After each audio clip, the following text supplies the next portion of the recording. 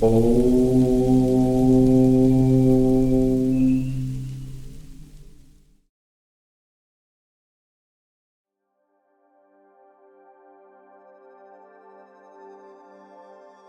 our search for peace, we often believe the answer lies in having more rules, more control, more reason.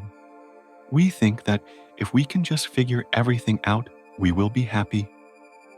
But what if true peace lies beyond all of that? What if the path isn't about getting it right, but about letting it go?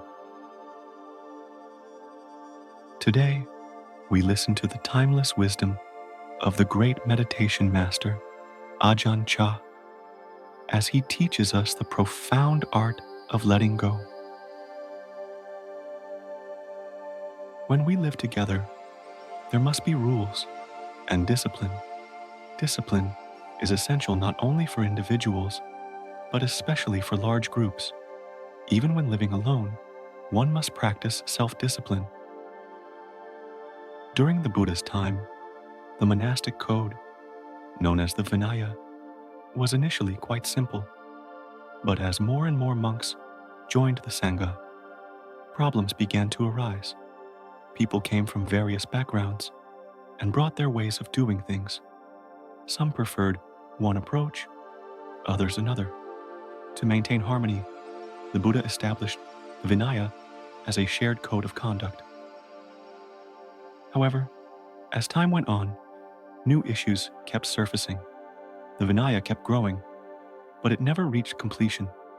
There could be millions of rules, and still, it wouldn't be enough, because human reasoning never ends. If we rely only on reason, we'll always find more problems, more arguments.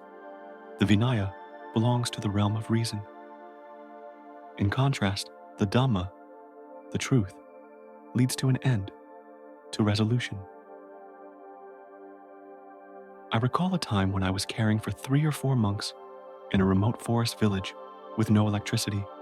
One monk had been reading a Dhamma book in front of the main Buddha statue in our simple hall. After he finished, he left the book there and walked away. Later, another monk entered the dark, accidentally stepped on the book, picked it up, and exclaimed, "Which monk did this? So careless. Why didn't you put the book away properly?" They found the first monk, who admitted, "Yes, I left it there." The second monk scolded, "You should have known better. I stepped on it because you didn't store it correctly." The first monk replied, "But that's because you weren't mindful. If you had been aware, you wouldn't have stepped on it." And so, a quarrel began. One blamed the lack of order, the other blamed the lack of mindfulness. Each had his reasons, and both were right in their way. But the argument couldn't be resolved by reason alone. The Dhamma we follow today is meant to lead to peace. Peace from what? From the things we love and the things we hate. If we keep chasing what we like and avoiding what we dislike, our practice will never be complete. That's not the Dhamma of peace. It's the Dhamma of suffering. Think about it. That's why we always doubt ourselves. One day we say, "Wow, I've attained peace." But the next day, why is it gone? Why is my mind all over the place again? This is what keeps us stuck. The reason we suffer is that we don't see things as they truly are. We need to let go and see clearly. It's just the way it is. Do you see? That's its nature. When things feel peaceful, we should remind ourselves, but peace is uncertain. Even peace doesn't last. So we don't cling to it. Let it be peaceful. And when it's not peaceful, that's uncertain too. Don't take it personally. Just be the one who sees. When there is peace, we understand the story of peace. When there is unrest, we understand the story of unrest. But we don't hold on to either one. This way, the mind doesn't get stirred up. When peace comes, we recognize it's just the way it is. When chaos comes, same thing. It's just how it is. None of it lasts. The only certain thing is that things will continue to follow their nature. Don't become what arises. Just watch it all. That's where ease and peace come from. Knowing the story and letting go. Peace doesn't come from trying to control everything. It comes from understanding how things are. Think about it. If you expected every person in the world to speak exactly the way you like, or behave exactly the way you want, would that be possible? Of course not. So, if we rely on that to be happy, we'll always suffer. Imagine saying, "You must speak to my liking. You must act the way I want. Only then will I be at peace." Could anyone ever be truly at ease with that kind of thinking? No, because the world doesn't work that way. There are so many people. Not everyone will speak or act in ways that please us. That's just reality. And this is what the Dhamma teaches us. So we need patience, especially with our moods and emotions. Don't grab onto them. Don't fight them. Just pick them up, take a look, learn their story, and let them go. I remember a woman named Nang Towi. She was mentally unstable. Sometimes she would use the bathroom in the temple and leave a mess. I had to go in and clean it up myself. Then she'd do it again. Why? Because she was upset. She wasn't well. We had to let it go. We had to understand. She was not in her right mind. So, whatever she said, we just listened. Whatever she did, we stayed mindful and careful. That was her nature. And by understanding this, we were able to stay at peace. Emotions. They're a part of everyday life. Some days they're gentle. Other days, they hit us hard. Sometimes we enjoy them, and other times, they make us suffer. Everyone feels this way. That's just how people are.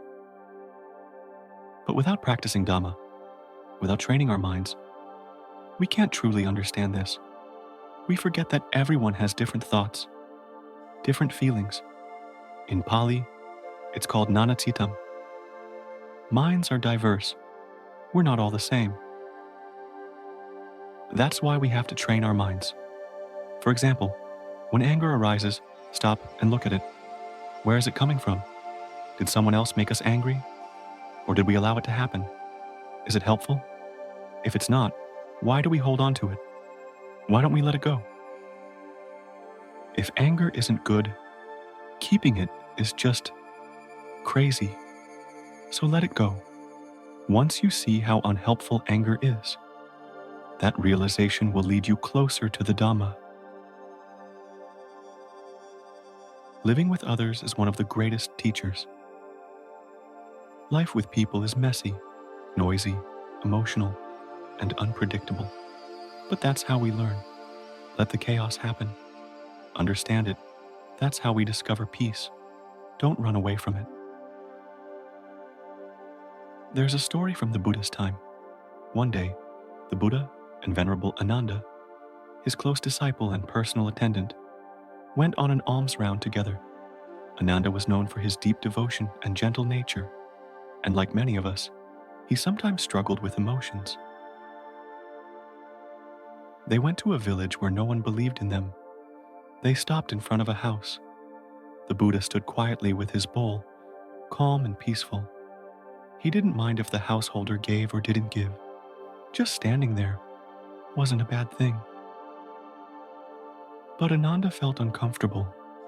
He paced back and forth thinking, why is the Buddha still standing here? They're not giving. We should just leave.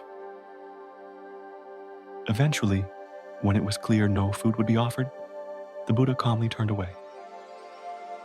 Later, back at the monastery, Ananda asked, why did we stand there so long, Lord? It was embarrassing. Why not just move on quickly when people don't give? The Buddha replied, Ananda, if we can't be patient and peaceful here, we won't be able to do it anywhere. But if we can stay calm here, then we can stay calm anywhere. Ananda said, I don't know about winning or losing. I just felt embarrassed. Embarrassed about what? The Buddha asked. Were we doing anything wrong? We were just standing there peacefully. Is that a sin?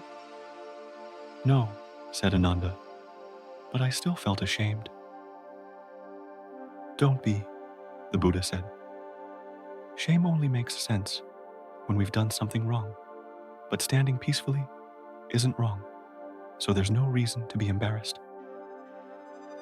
Then he asked, Ananda, if one village doesn't give, and we run to the next, and then that village doesn't give either, what do we do?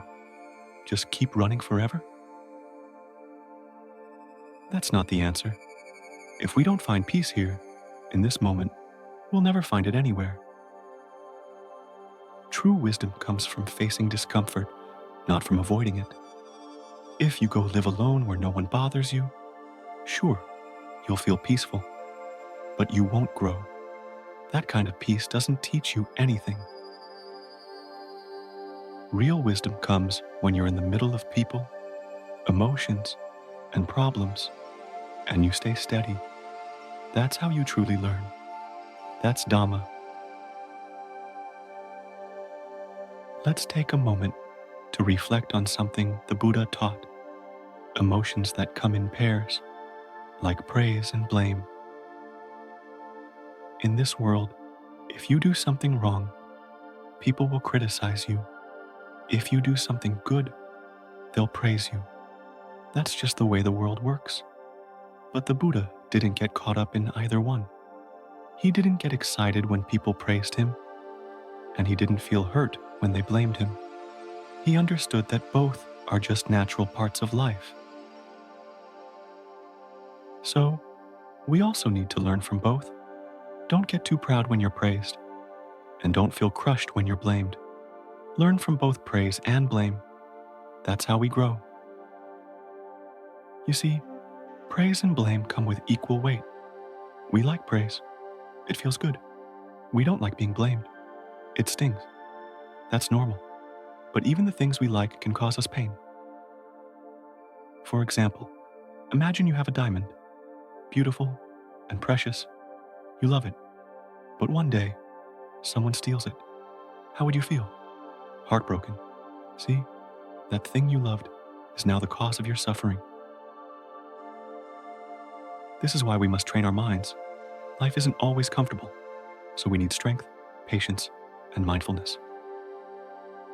Mindfulness, or sati, is the ability to be aware of what's happening in the present moment.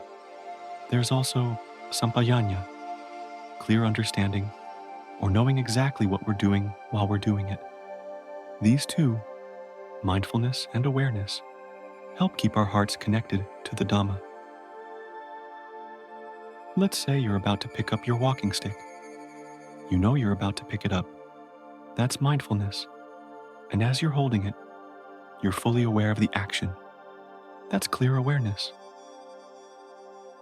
If we live with this kind of presence, we start to see things as they truly are. That's what helps the mind grow in wisdom. But if we lose mindfulness, even for 1 minute, we're like a person who's lost control. No mindfulness for 2 minutes. That's 2 minutes of confusion. No mindfulness for half a day. That's half a day we're lost. That's why sati is so important. It's like running a little shop. If we're paying attention, we'll notice everything. Who comes in, who's buying, and who might be stealing. We're alert. The moment someone knows we're watching, they won't dare to steal. It's the same with the mind. If we're watching our thoughts, emotions like anger, greed, or fear can't take over easily. They see we're paying attention, and they lose their power. So remember, mindfulness is your inner guard, and with it, we stay close to the Dhamma. Emotions are the same for everyone, but when we have mindfulness and are truly aware, Those emotions can't control us. Take happiness. It feels nice, but can it stay with us forever? No, it changes. It disappears. So, why hold on to it as if it will last forever? Or maybe we feel upset or angry. That too won't stay. It's also uncertain. If we can see clearly that all emotions come and go, they lose their power over us. They become empty, not something to cling to. That's how we teach ourselves.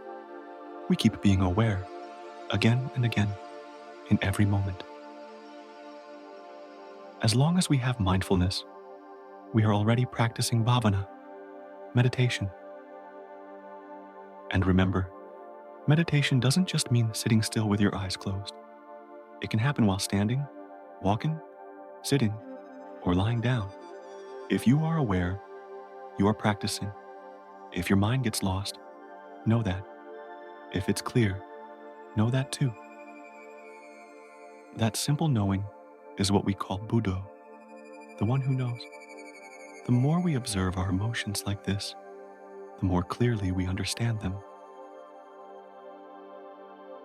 Here's an example.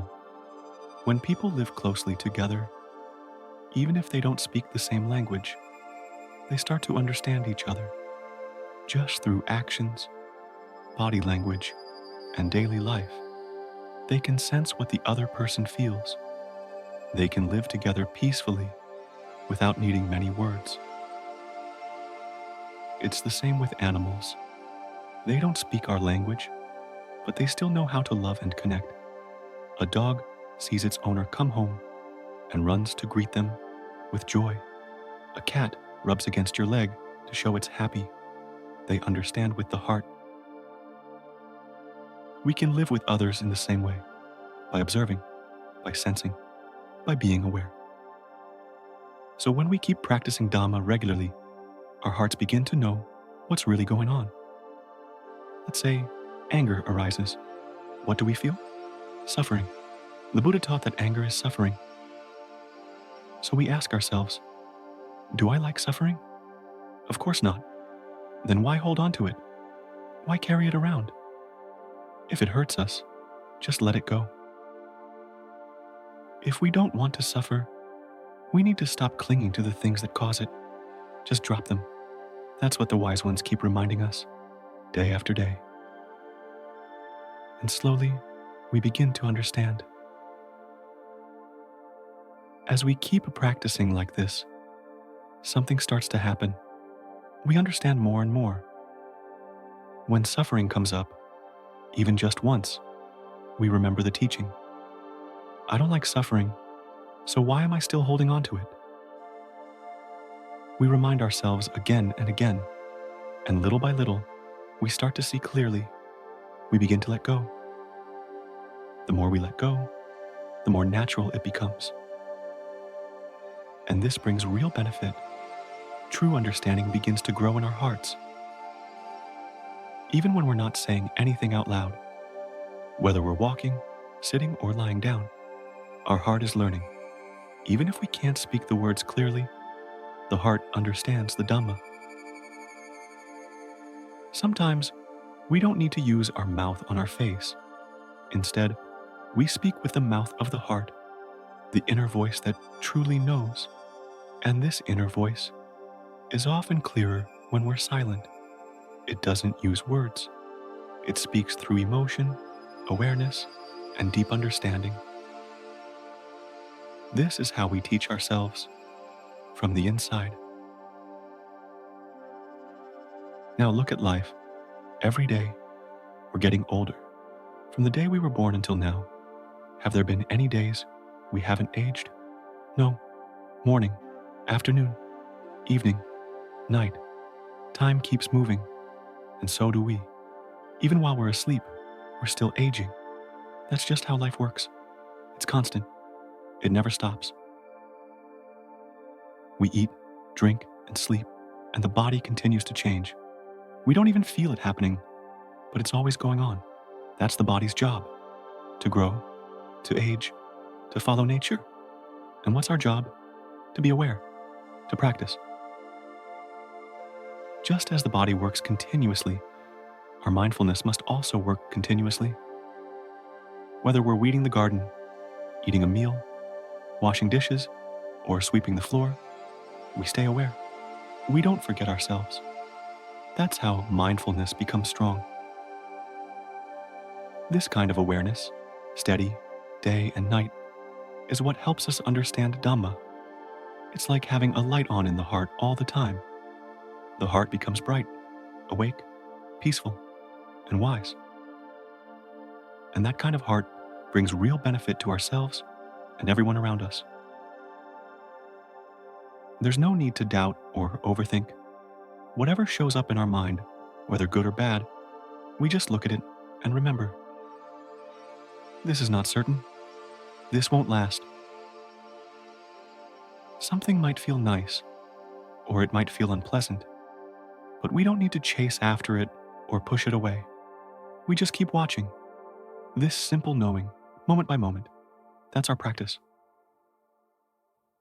Someone once asked me, when I practice meditation, should I make a vow? Like, I'll sit for 5 minutes, 10 minutes? Is that good? I said, it's not certain. It depends. Sometimes you might make a big vow. I'll sit for 3 hours today. But just 10 minutes in, you're already uncomfortable.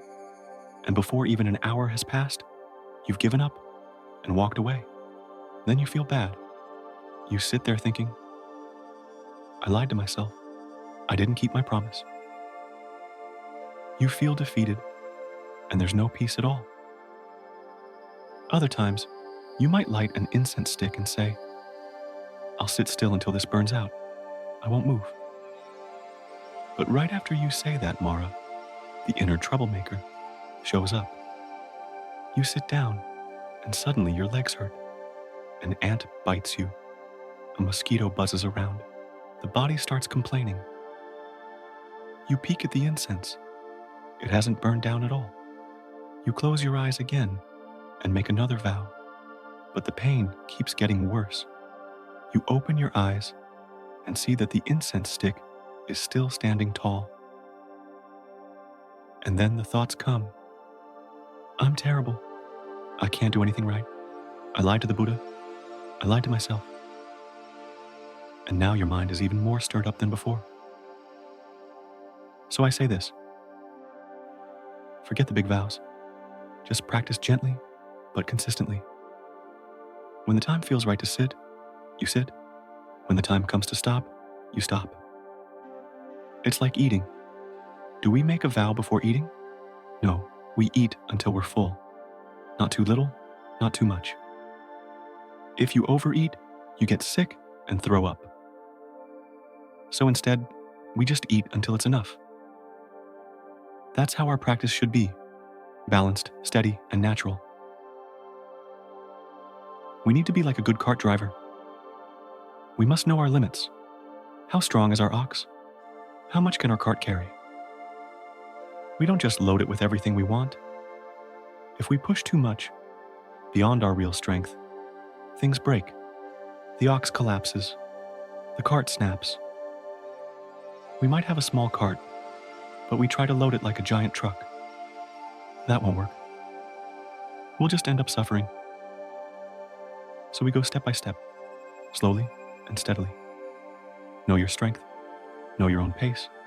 This is the right way. This is how we keep practicing. Not rushing, not forcing, just steady effort all the time. If your mind feels restless, don't sit and struggle. Get up. Walk meditation. Walk until your body feels tired.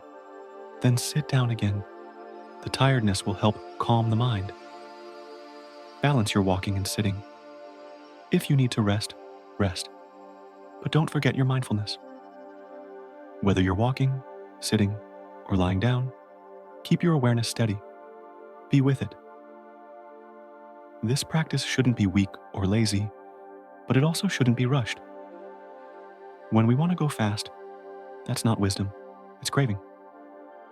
The mind says, hurry, get enlightened now.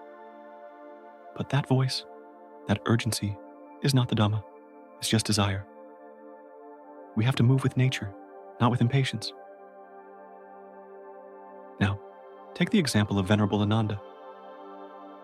He had the deepest respect and faith in the Buddha. After the Buddha passed away, the Sangha prepared to hold the first council, a gathering of fully awakened monks to preserve the teachings. Ananda was chosen to join them. But there was one problem. He wasn't yet an arahant. An arahant is someone who has completely awakened, who has seen the truth, ended all greed, hatred, and delusion, and is free from suffering. Only those who had reached that level could join the council. Ananda became worried. What do I do? I know all the Buddhist teachings. I've been his attendant for so long, but I'm still not free. I'm still not awakened. So he pushed himself hard. That night, he didn't sleep. He sat in meditation all night long, trying everything he could to reach that final understanding. But his effort was too forced. He kept thinking, stressing, I have to get it now. I must reach it before morning. The more he tried, the more restless he became. He was caught in his craving, even though it came from good intentions. And as dawn approached, he still hadn't realized the goal. He was exhausted, and his heart cried out, what do I do? My Dhamma brothers are about to gather, and I'm still not free. I've studied everything the Buddha taught, but I haven't let go of my attachments. I'm still not an arahant. What should I do? Then Ananda thought to himself, I've been trying so hard, from sunset until now. Maybe I'm just exhausted. So he decided to take a break. He got a pillow to lie down and rest. And right in that moment, as he let go of all effort, all striving, his mind became still. His head hadn't even touched the pillow yet. His feet were just leaving the floor. And in that single instant, something happened. His mind found perfect balance. Before that, he was full of pressure. I have to awaken. I must become an arahant. He was forcing it. He couldn't rest. He couldn't relax. But awakening doesn't come from force. It comes with letting go, with mindfulness and understanding. And the moment he truly let go, not giving up, but surrendering, there was space. No more craving, no more pressure. And in that moment of true ease, his mind became one and peaceful. That was it. That was the moment he awakened. And Ananda hardly even realized it had happened. He only knew that suddenly it was done. He had been trying so hard, and nothing happened. But when he let go, everything fell into place. People don't usually notice this. They don't understand this kind of moment. It's like standing between the roof and the floor. There's space in between, but we can't live there. You can live on the roof or the floor, but not in the open space between. That middle space, people ignore it. They don't value it. They ask, if I let go, then what? What will happen to me? So they go back to clinging, either rising high and feeling happy, or falling low and feeling pain. We're used to those states, ups and downs, pleasure and suffering. But the natural, peaceful state in the middle, the space where you don't cling to anything, don't become anything, most people overlook that. They're just not interested in that kind of freedom. The Buddha once said, where there is no abiding, there is no birth. That means no clinging. Clinging is the root cause of suffering. If we don't let go of clinging, even if we try to be peaceful, we won't find peace. We'll always feel heavy, always attached. People are used to living with some kind of place to stand, a mental place, a role, a sense of self. If there's no place to hold on, they feel lost. Why? Because that's the habit of the mind, the habit of our defilements. The Buddha spoke of nibbana, freedom that's beyond birth and beyond any form of clinging. We may hear those words and even understand them a little, but deep inside, we still want some place to hold on to. We wonder, if I don't have anything to cling to, how will I live? This is especially true for us ordinary people. We might even say, it's better for me to live like this. I want to be born again, but I don't want to die. But just look at that. It's a contradiction.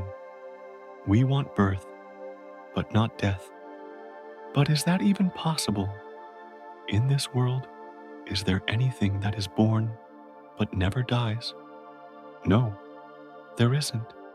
So, when we think this way, we're just thinking ourselves into suffering. Why do we think like that? Because we haven't truly seen what suffering is. The Buddha said clearly, death comes from birth. So, if you don't want to die, don't be born. But that's hard to accept. Our cravings don't like that answer. Defilements always want more becoming, more existence. They want comfort, identity, and control. That's why letting go is so hard. That's why freedom feels so far away, because the mind still wants to cling. But the Buddha gave us a powerful image. When a wooden post has no sap, nothing can stick to it. If there's nothing sticky, nothing can cling. That's the meaning of no abiding.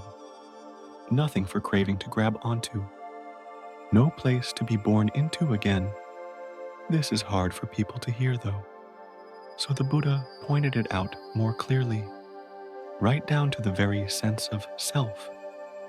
There is no real self, no soul. What we call me is just a label, a convention. It's true in daily life. We say, I, you, this person. But if we look deeper, in terms of ultimate truth, there is no solid self there. It's just nature arising and passing based on causes and conditions. This body, this mind, they arise, they function, and then they pass away. We call it a person, a self, but it's just a flowing process. Once we take up the idea of a self, we start clinging to it. We become someone who has something. My body, my mind, my life. But if there's truly no self, then there's nothing to cling to. Where there's a self, there's happiness and suffering. Where there's a self, there are possessions, mine, belonging to me. But we don't understand this deeply. That's why people keep saying things like, I want to be born, but I don't want to die. They haven't seen through the illusion yet. If someone hasn't known nibbana for themselves, they won't even know how to aspire toward it. But actually, nibbana isn't something to aspire to. It's not something to want or grasp. It's a truth that's hard to understand because it isn't like other things in the world. Even if we understand nibbana a little, we can't explain it to others in a way that makes them see it. Why? Because this Dhamma is pakatam. It must be known directly for oneself. Can someone else make us know it? No. That's why the Buddha said, Akataro Tathagata. The Buddhas only point the way. Just like today, those who teach can only point. They cannot walk the path for you. They cannot give you the result. But when you take those teachings into your life when you reflect, practice, and observe. Then something awakens within you. That's when the truth reveals itself. Pakatam veditabo vinyuhi. The wise know it for themselves. So listening to Dhamma today, don't just believe. That's not enough. The Buddha said, someone who only believes what others say is still foolish. It's not bad to listen, but you must not stop there. Take the teachings and reflect on them.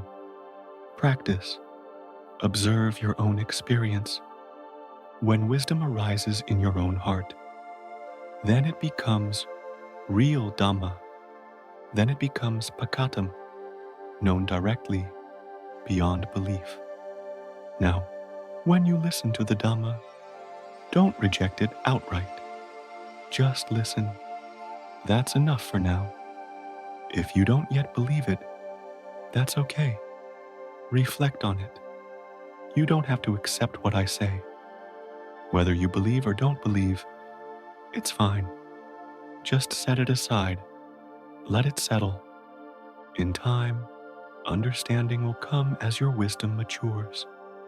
See, for every matter in life, if your heart doesn't yet have enough clarity and reasoning, you won't truly let go.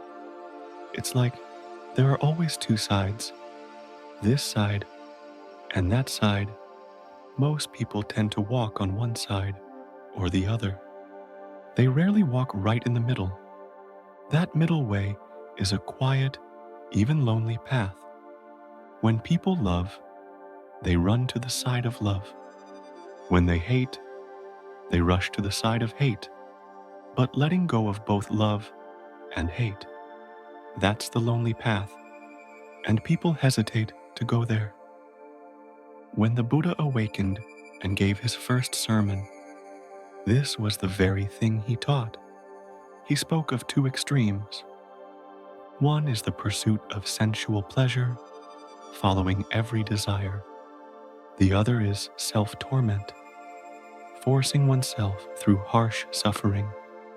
He said, neither path leads to peace.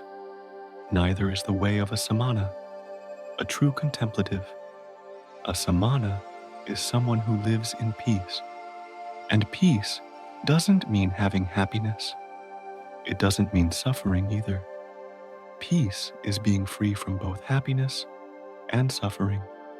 So if, in your practice, you feel, wow, I feel so happy, know that this is not the highest Dhamma yet.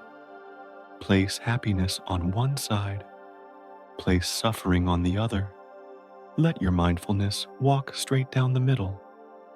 You see happiness, okay? You see suffering, okay? But you don't cling to either. You just keep walking. You don't stop to hold happiness. You don't run from suffering. You simply walk on, steadily, peacefully. This is Samapatipada, the right path. This is when right view arises. From there, Sama Sankappa, right intention, follows. Your thoughts and reflections become aligned with truth. This is the noble path. This is the path of practice. When you hear these teachings, take them and reflect. All of these Dhamma points to one goal, letting go. But for true letting go to happen, you must see the truth of things as they are. Only when wisdom arises can the heart release its grasp. If understanding hasn't yet arisen, then be patient. You need effort. You need persistence. You must keep practicing. It's like investing your capital. You have to keep at it. Keep practicing, keep observing.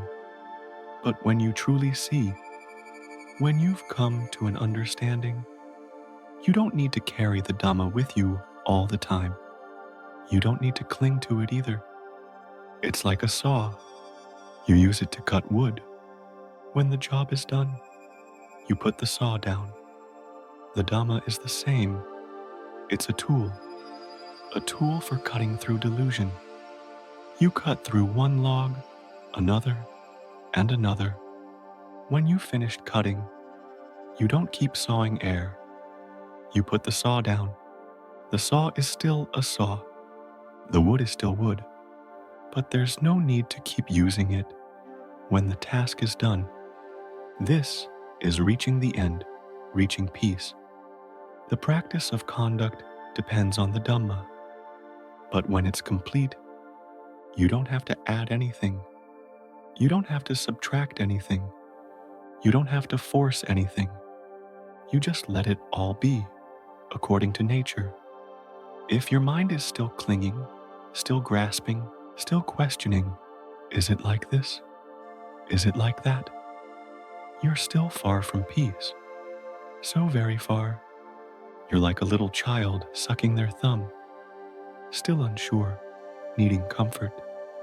But that's not the way. That's more suffering. So look outward from your mind. Watch it. Let it go. See clearly. Whatever arises, know this. This is uncertain. This is not real. This is not the truth. The truth is simple. It just is. But we always want this to be that, and that to be this. We twist things around. That's not the path to peace. And so, we suffer over and over again. End your doubt. Stop asking. Let it go. You've suffered enough. Just let it be.